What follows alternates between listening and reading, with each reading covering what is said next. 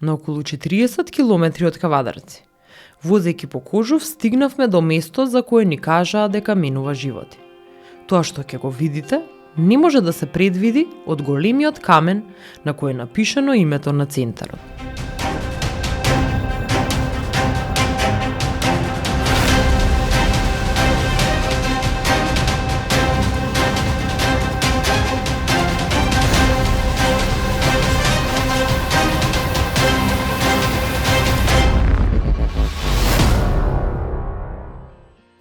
Покрај езерото и природата со која е опколен.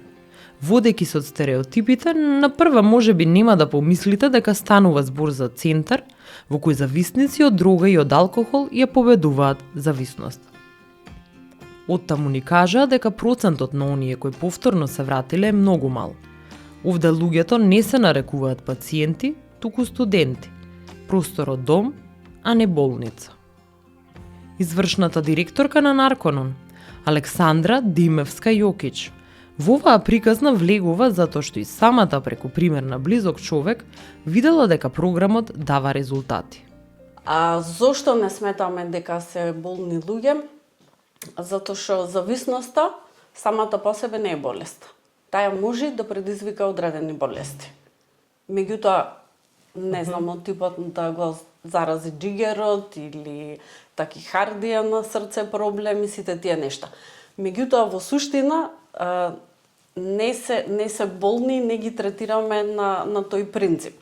А студенти се затоа што учат нешто за сопствениот живот. Значи, таа е една иста програма, меѓутоа, секој има нели различно искуство во животот или од неговото минато, па сега црпи одредени реализации и сознанија, и јас го нарекувам, како што реков, факултет за животот, и поради тоа се студенти. Учат нешто што и ние на училиште не сме го учеле. Мислам, школскиот систем не го опфаќа нештото. Дали може сега да прочитаме малку, бидејќи да го прикажеме и тоа колку е важен оној хуман аспект, оној хуман дел, дека ова не изгледа како болница, не е болница. Така. Луѓето тука живеат и пробуваат да си го подобрат животот, нели да остават позади себе зависноста, дали е тоа од наркотици, дали е тоа од алкохол. Не прашав дали тука исто го посетуваат центарот и луѓе кои се и меѓу другото зависници од алкохол? Да, значи е и за дрога и алкохол. Така што да прочитаме малце, да ни покажете. Ајде. Што се има во зградата на Нарконон. Јас ќе те така, следам. како што рековме, значи не е болница ова.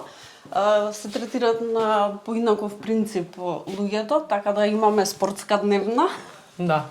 Може слободно да влезете, значи претежно во ова дневна тука, као дневен престој, ја користат за фудбал гледање во слободното време. Значи се поделени телевизорите. Поделени се, да, пошто имаме и филмаџи, имаме и спортисти. Некој сака доста емисии да гледа, серии, филмови и така натаму.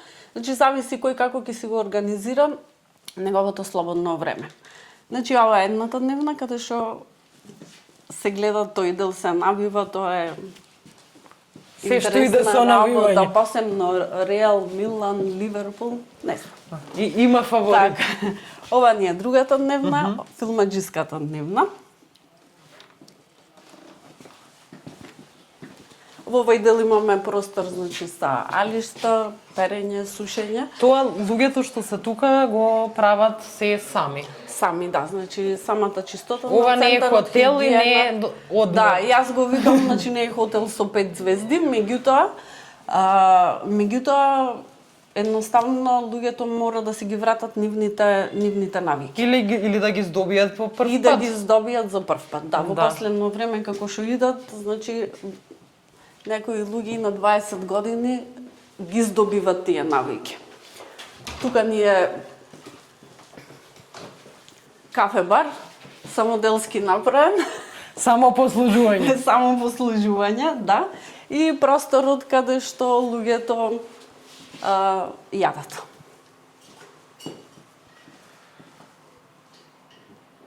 Ова се двете трпезари. Да. Баш така ќе му дојде. Да, инаку не готвиме тука, земаме храна од ресторан, секојдневна, значи доручек, ручек, вечера земаме од ресторан. Која е бројката на луѓе, па и на животинчиња, што живеат, што престојуваат тука. Во моментов имаме 18 студенти и 10 имаме еден нов човек кој што сега моментално е на тренинг, со се него уште 10 вработени волонтери. Се менува ли таа бројка или е константно истиот број Не, на се менува. луѓе? Се менува капацитетот на центарот е до 20 луѓе, значи тоа е максимумот кој што можеме да го примиме, затоа што секој мора да си има услов нормално за нормална рехабилитација. Простор негов. Така, она што многу и лекари и луѓе што исто како вас работат во ова, ајде да речеме фела, го напоменуваат и психијатрите и психолозите е дека ако во 90-тите имаше епидемија на хероин тука и на Балканот, работите се менуваат. Кои се вашите сознанија? Да, последниот 90-тите беше хероинот, меѓутоа последниот период се доста марихуаната и кокаинот. Значи марихуаната посебно на велико, затоа што ја сметат дека нема да предизвика проблем.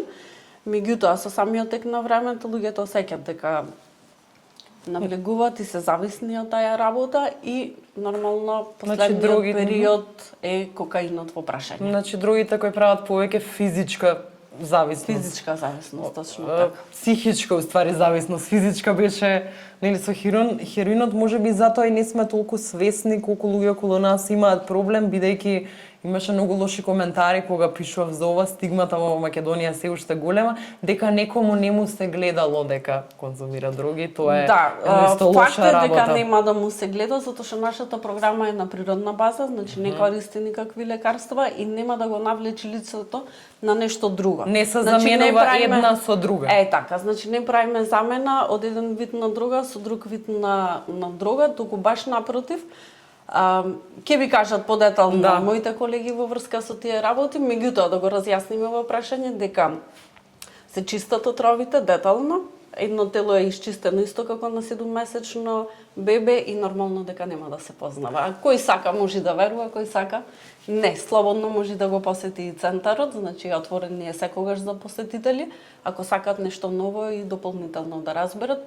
А јас ги повикувам затоа што сами луѓето си ги креират работите без да испитат, без да дознат, без да видат нешто. Да, многу е важно, би сакала да прашам тоа, бидејќи имаме некаков впечаток, особено во конзервативни општества како нашето, дека тоа мене не може да ми се случи, или на моето дете, или на некој што ми е близок. Да, и веќе и да е случајно, треба да се побара помош. Да, и да е случајно не. Имаме и родители кои што и тогаш не признават. Значи има се негира дека постои. се расправат пријател на пријател сака да му посочи дека неговото дете има одреден проблем, па овој нема да му зборува, не знам, наредните 2-3 години. Значи и такви случаеви има. Долу имаме теретана и теретана имаме уште нешто што се реновира, имаме фудбалче, пикадо, PlayStation и така натаму, меѓутоа моментално сме во реновација. Меѓутоа се дел од занимливостите кои што ги прават во слободно време. Има дечките доста енергија, па нормално зашто да не и на здрав живот малку. Со вежбање и со така пинг-понг кога играт, си се дружат меѓу себе. Значи сега ќе одиме по завршување на часот со еден од тука од вработените, односно супервизор. Да. Да разговараме за целата програма од примањето на студентот тука па до завршувањето на програмата. Да, сега одиме во другиот дел. Да. Фала ти, Александра, многу прво што не примивте. Гледам дека во последно време има интерес за вакви теми. И убаво е да се зборува, бидејќи ќе напоменам пак, ние луѓето тука кај нас многу често сакаме да кажеме дека нас нешто лошо не може да ни се случи. Така. И како што кажа, негираме, така што ти благодарам. Одиме ние на час. Фала ти и тебе. Јас сакам само да напоменам дека дрогата во Македонија веќе не е табу тема, а рехабилитацијата е табу тема. Значи тој пресврт мора да го направиме и луѓето малку повеќе да се едуцират во однос на зависностите. Значи сега е достапен интернетот, има многу информации. Значи можат да отворат, да проверат се што би било функционално за нив, нека го применат. Ти благодарам се. Фала ти. А сега од почеток. Во другата зграда, првата работа што студентот ја прави кога ќе дојде во Нарконон е гледање на видео во оваа просторија за да се запознае со програмата. Потоа следи приемот, односно лекарските извештаи. Иако е се во ред со телото, може да се започне со детоксикација. Откако ќе поминат деновите на абстиненција или кризите, кога се прима витаминска терапија и се прават прошетки и вежби под постојан надзор, следува чистење на телото, за кое покрај трчањето и витамините помагаат и овие сауни. Овој дел од програмата трае различно кај секого, зависи од човекот. Наред е учењето и предавањата, кои ги посетуваат студентите токму во оваа просторија. Чекорите ни ги објасни Радомир Јокич, кој е супервизор во Нарконон. Во училницата се одвиваат 4 курсеви, од која ќе заврши со детоксот. Првиот курс се вика курс објективи. Тука се прават умствени вежби, кои што помагаат личноста да се лоцира во незината околина, да се доведе вистински умствено во реалноста, бидејќи знаеме дека другите алкохолот малце ја извртуваат реалноста, уствари ние перцепираме нешто што за нас е вистина, може за некој човек кој што е посвесен и не е во такви води, за него не е воопшто вистина. Да речеме, треба родителот да го почитуваш, да го слушаш, да имаш меѓусебно разбирање, а кога си во такви води, родителот испаѓа као банкомат. Дај ми пари, дај ми пари, дај ми пари, дај ми пари, значи реалноста не е веќе таа што некогаш била претходно, кога сме биле во добра состојба. Значи, Само наведов еден пример, каде што пример реалноста може да извртена, каде што тие што вистински се другари, не се другари, не пријатели се, зашто ти викаат да престанеш со дрогата, овие луѓето што се другари во наводници, со кои што зимаш, тие ти се вистинските фактички другари, а тоа е тотално различна реалност. Значи овој дел е она што е, како да го кажеме, Стабилизација може да се каже на умственото ниво. И начини на научување или враќање на некое нормално социјално однесување. Точно. Значи ја ориентираат личноста во сегашно време. Значи да ја види реалноста сега и тука. И со тој viewpoint да продолжи понатаму во животот. Значи тоа е прво што е најважно кога се почнува. Точно. Значи прво рековме го справуваме физичкиот дел, сега зборевме за умствениот, сега кога ќе добиеме тотално рехабилитирана личност преку овие два дела, тогаш наредниот чекор се 3 курса. Тие се делот на едукација. Зошто е тој битен? Затоа што тој е чекорот кој што прави личноста да не се враќа повторно во истиот живот и реинтеграција, така. Како претходно и да му даде цврстина и да направи од него да е борец и да е успешен човек. Сега накратко во тие курсеви се збори за тоа да лоцираме вистински кои се добрите луѓе околу нас, кои не се окей. Кои сме ги сметале дека биле добри, а не се добри, фактички повторно да се добие реалноста во однос на социализацијата со луѓето. Зашто и тука некои луѓе сме ги гледале дека се многу блиски, а не сме виделе што стои во позадина и кои биле нивните цели и намери. Затоа курсот се вика надминување на нестабилноста во животот. Значи тој курс треба да го направи човек стабилен, каде што ќе може да го изгради своето обкружување одново како што треба со стабилни луѓе. Тој е првиот курс. Вториот курс се вика лични вредности. Тој курс всушност ја треба да ја извади повторно да ја стекне честноста, личноста кај него, да ја поврати честноста и интегритетот. Тоа се одредени вредности кои што со таквиот живот, на жалост, многу брзо се губат. Зашто кога идеме во такви води, кога се дружиме со такви луѓе, стануваме нечесни, немаме интегритет да возвратиме, се повлекуваме во себе си, почнуваме да правиме одредени штетни постапки, па потоа ги криеме и сето тоа повеќе не затвара како луѓе. Значи овој курс е тоа сето да излезе од личноста, да постане целосно честна и да се врати личниот интегритет. Сега кога имаме стабилизирано целосно личност и едуцирано, последниот курс се состои од низа на чекори всушност се прави план за личноста после нарконом програмата во наредните месеци како ќе функционира. Тоа не е наметлив план, туку личноста преку курсот си поставува собствени цели и таргети во животот што он сака да ги постигне на секоја област од животот, не само лично за него, туку и спрема фамилијата, спрема другарите, спрема општеството и ред други работи.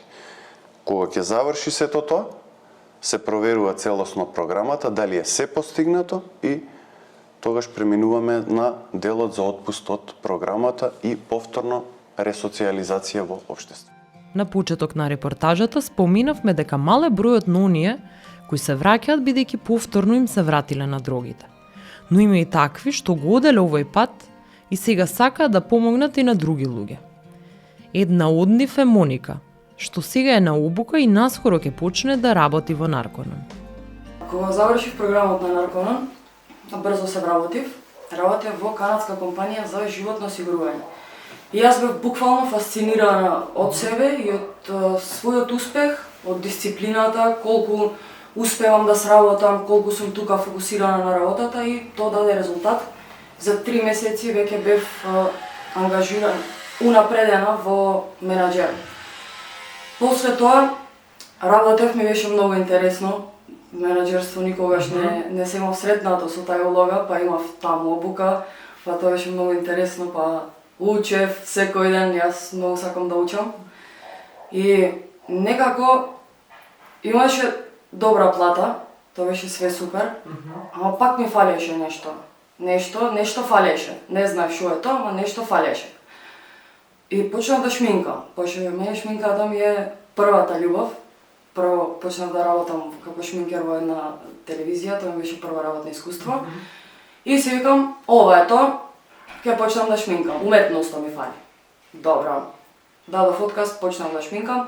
Работев пак јас во истата компанија, али не бе фул тајм. Работев, ме префрлија во HR, за да можам да работам 4 сати, другото време да можам да шминкам. Шминкам све супер едно друго, пак нешто фали. И тогаш ми текна дека мене уствари првата љубов, она буквално првата љубов, ми беше Нарконон. И си викам, тоа е тоа, сега одам таму и тоа е. И кога дојде? Тоа ќе работам. Дојдов пред 3 месеци и почнав веќе со обука, супер оди и сум многу среќна што сум тука. А што е дел од таа обука? Што всушност учиш сега и правиш за да можеш да бидеш вработена? Така, прво се гледа дали јас квалификувам за некоја позиција, бидејќи А за која позиција? Одговорна. Па јас сакам да се обучам за етички офицер. Што значи тоа? Тоа значи дека кога луѓето што се тука присутни имаат проблем, ти се обраќаат тебе, ти имаш уво да ги слушнеш сите тие работи. Кога треба дисциплина, односно да се почитуваат правилата за да тече продукција како што треба, исто си ти тука и во главном тоа е вака најлесно да кажам. И што се учи за да се стане етички офицер? Па вака има курс, така се вика, за секоја позиција во Нарконон постои курс. Значи има обука посебна, бидејќи затоа и програмата функционира само по себе, бидејќи секое лице е точно обучено онака како што треба. Ништо не е импровизирано, него све се оди според стандардна технологија. Колку тебе ти помага тоа што помагаш? Да. Баш тоа е моментот зашто идов да работам тука, бидејќи мотивацијата, пари, мотивацијата да се успее некако мене лично не ми беше доволна. Че мене повеќе ме прави среќна кога гледам дека сум била причина некој нешто да подобри и да му биде полесно од него да земам на пример голема плата или да направам големи пари. Некако баш тоа многу ми помага и самата со себе да бидам во ред и да бидам она што сум сега. Инаку во Конопиште живее и жител од Америка. Тоа е мало куќе, но ако се водиме од онаа народната, не судија книгата по корицата, ќе сватите и зошто. Марти се вика куќето, доаѓа од Канзас, Америка, од истренираното од гледувачницата Iron Heart од Мет Скоген. Истиот тој човек е одговорен за тренирање кучињата што се во K9 единицата за истражување на дрога, оружје и ситуации кај што треба брзо да се интервенира.